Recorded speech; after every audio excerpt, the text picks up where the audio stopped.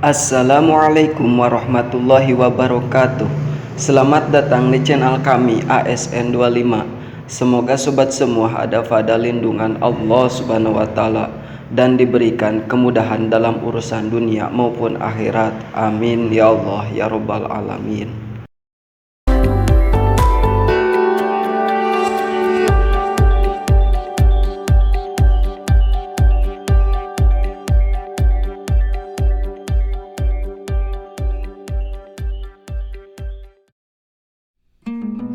Di video kali ini saya akan menceritakan kisah Nabi Ibrahim alaihissalam. Tentunya sobat pasti sudah tahu siapa Nabi Ibrahim alaihissalam ini. Ya, Nabi Ibrahim alaihissalam ini di antara 20 nabi yang wajib kita ketahui. Kisah Nabi Ibrahim kecil berawal saat dia dilahirkan di sebuah kerajaan yang dipimpin oleh Raja Namrud. Dia adalah raja zolim yang sangat angkuh dan egois. Salah satu peraturan yang meresahkan masyarakatnya adalah membunuh bayi laki-laki agar tidak ada lagi penggantinya sebagai raja. Agar tidak ketahuan, maka ibunda Nabi Ibrahim alaihissalam mengasingkannya ke hutan. Atas kuasa Allah Subhanahu wa taala, Nabi Ibrahim tumbuh menjadi anak yang cerdas dan tangguh hingga selalu selamat dari berbagai macam bahaya, hingga suatu ketika dia dapat kembali ke masyarakat. Ketika Nabi Ibrahim alaihissalam telah kembali, dia begitu bingung karena banyak yang menyembah patung berhala.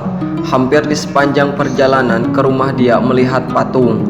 Sampai di rumahnya benda itu masih ditemukan dan ternyata ayahnya bekerja sebagai pembuat patung.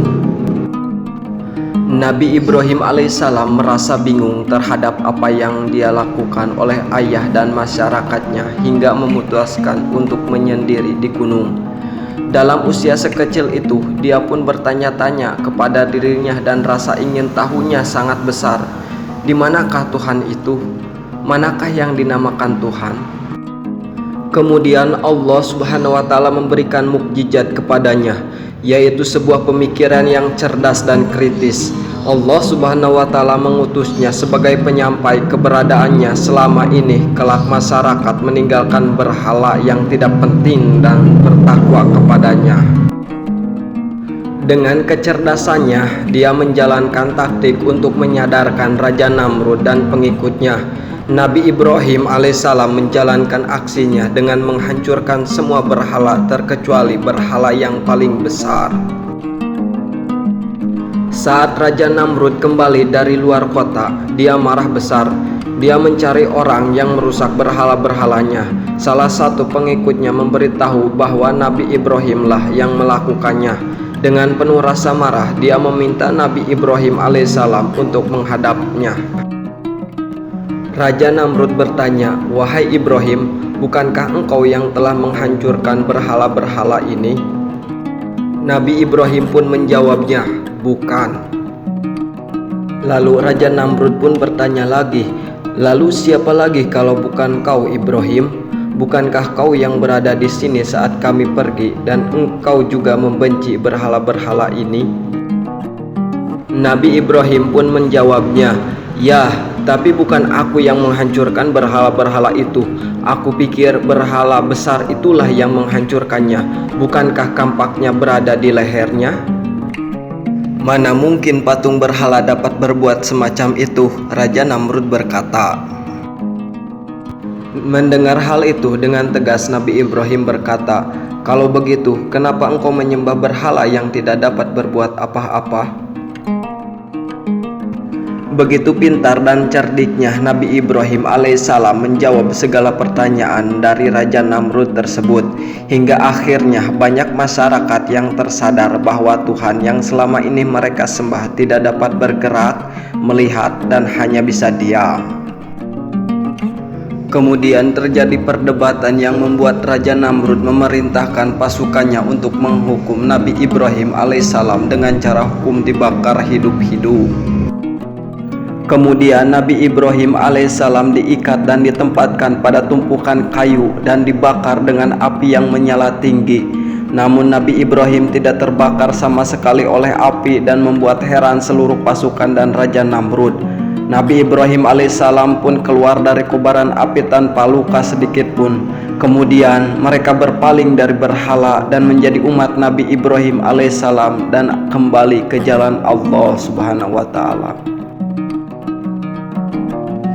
Kisah Nabi Ibrahim berlanjut saat dia, istrinya Hajar dan bayi kecil mereka Ismail melakukan perjalanan selama berhari-hari. Kemudian mereka berhenti di tempat yang tidak memiliki air, tumbuhan atau kehidupan manusia. Satu-satunya hal yang bisa dilihat adalah bukit dan pasir. Nabi Ibrahim membantu istri dan anaknya turun dan kemudian meninggalkan mereka dengan sedikit makanan dan air minum. Saat dia naik kembali ke atas untanya, Hajar sangat terkejut dan bertanya kepadanya, "Mau kemana Ibrahim? Meninggalkan kami di lembah tandus ini?" Nabi Ibrahim tidak menjawabnya. Hajar khawatir hal buruk akan menimpa mereka, terutama bayinya yang bisa mati kelaparan dan kehausan. Kemudian Hajar bertanya lagi, "Apakah Allah memerintahkanmu untuk melakukannya?" "Ya," jawab Nabi Ibrahim alaihissalam. Karena Hajar adalah istri yang taat dan memiliki iman yang kuat, dia berkata, "Jika ini adalah perintah Allah, maka dia tidak akan meninggalkan kita." Meski Nabi Ibrahim sangat mengkhawatirkan keluarganya, dia tahu Allah Subhanahu wa ta'ala sedang mengujinya dan Allah Subhanahu wa ta'ala pasti menjaga keluarganya. Nabi Ibrahim pun berdoa, "Ya Tuhan kami, sesungguhnya aku telah menempatkan sebagian keturunanku di lembah yang tidak mempunyai tanaman-tanaman di dekat rumah Engkau, Baitullah yang dihormati. Ya Tuhan kami, yang demikian itu agar mereka mendirikan sholat, maka jadikanlah hati sebagian manusia cenderung kepada mereka dan beri rezekilah mereka dari buah-buahan. Mudah-mudahan mereka bersyukur." Quran Surat Ibrahim ayat 37.